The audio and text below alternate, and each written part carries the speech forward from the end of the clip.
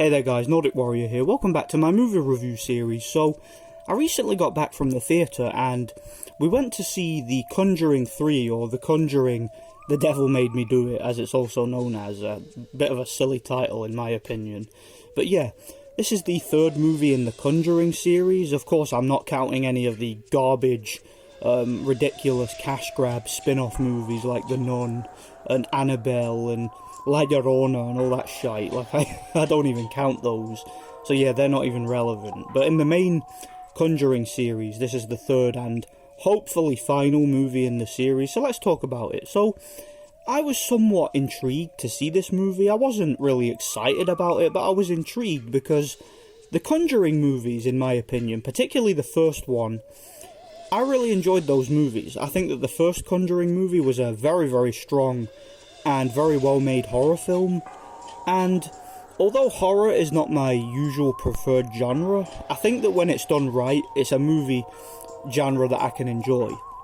And what I like about The Conjuring, the first one, is it really bucked the trend of horror movies around about that time, because I would say for the past 20 years or so, horror movies for the most part have been very cliche, they've been very formulaic, and they rely on manipulative tactics like jump scares and drowning out the noise and loud noises and stuff like that to artificially increase tension.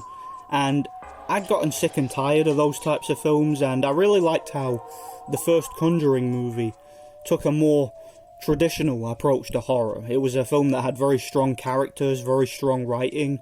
It really knew how to build the tension by making you care about and empathise with the characters and empathise with the family and their struggle, and really putting them in compromising and horrific situations and just making you get behind them and root for them. And I just think it was a very, very entertaining, engaging horror film. I think it was a very good film, and I really don't have any major criticisms for the first Conjuring.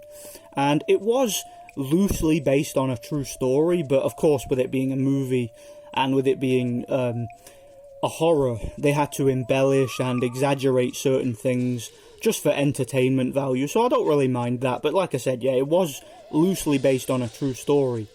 As for the second Conjuring movie, which again was also loosely based on a true story, I think that one's a very strong movie. I like the way it's paced, I like the acting, I like the characters, and I think the story is very interesting and very intriguing.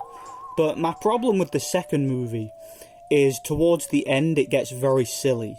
It has basically a pulse-pounding action thrill sequence at the end, which I felt was a little bit cheesy and a little bit over the top, and again it was completely exaggerated and embellished, and I just felt that the movie completely went sideways at that point, and it just wasn't as grounded and as believable as the first couple of acts of the movie. So yeah, I have a few problems with the finale of the second film, but I think it's a decent film overall. The third film, The Conjuring 3, or The Conjuring, The Devil Made Me Do It, which just came out over here, this movie is terrible. I actually, after I saw this movie, I sat and thought about it for a while and tried to piece together what it was I'd just watched. And it occurred to me that this movie was so silly, this movie was so contrived, and as far as I'm concerned, this is the worst movie in the series. This movie was so disappointing.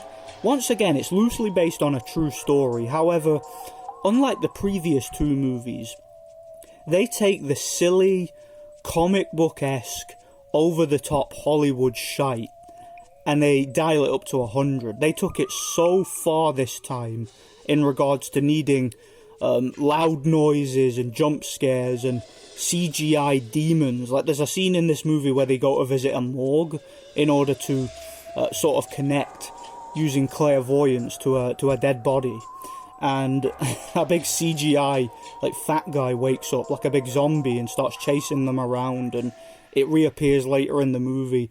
There's a lot of stupid shit like that in the film. You know, there's also a few trippy sequences, like where Vera Farmiga's character puts herself in the shoes of the victim to find out what happened, and it's very supernatural, it's very unbelievable, it doesn't make a whole lot of sense.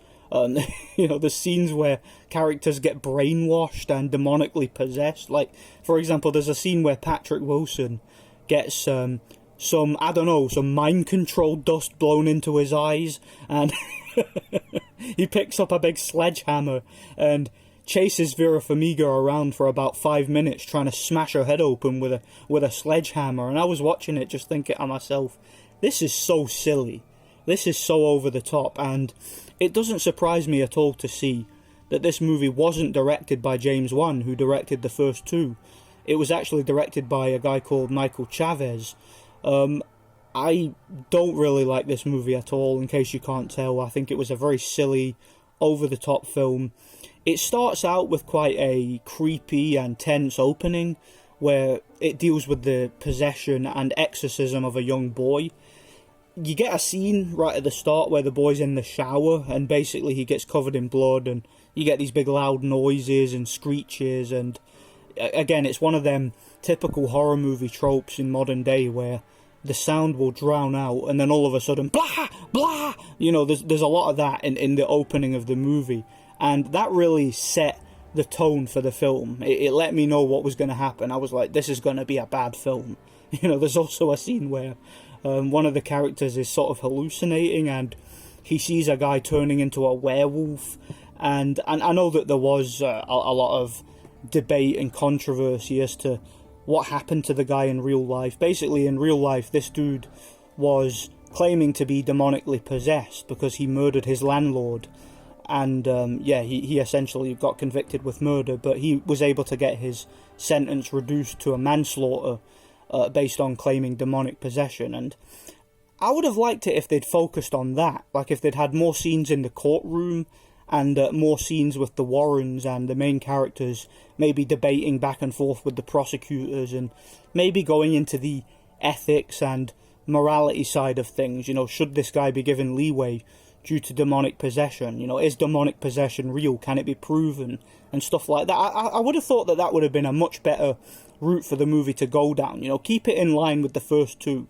Have it be a bit more grounded, a bit more realistic, and try and stick to the facts a little bit. But unfortunately, they seem to just want to make this a epic Hollywood blockbuster with pulse-pounding action sequences, a master villain, in the shape of some woman who's like a Satanist who places curses on people. She even places a curse on Vera Farmiga and Patrick Wilson and tries to fuck with them and all that. It was quite cool to see who played Lord Denithol in Return of the King. That guy, I hadn't seen that guy in a movie in years, so it was quite cool to see him, and his acting performance was pretty good. And once again, Patrick Wilson and Vera Farmiga, just like in the first two, they really do play these characters well.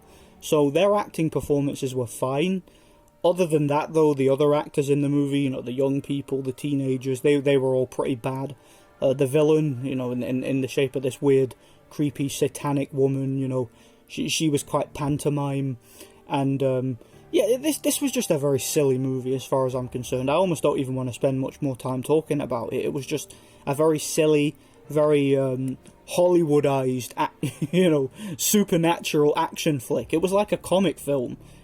That's what it was like to me. It was like an R-rated comic book movie. It didn't seem like a Conjuring movie. It didn't seem as grounded or as intriguing as the first two. So yeah, this movie was really bad.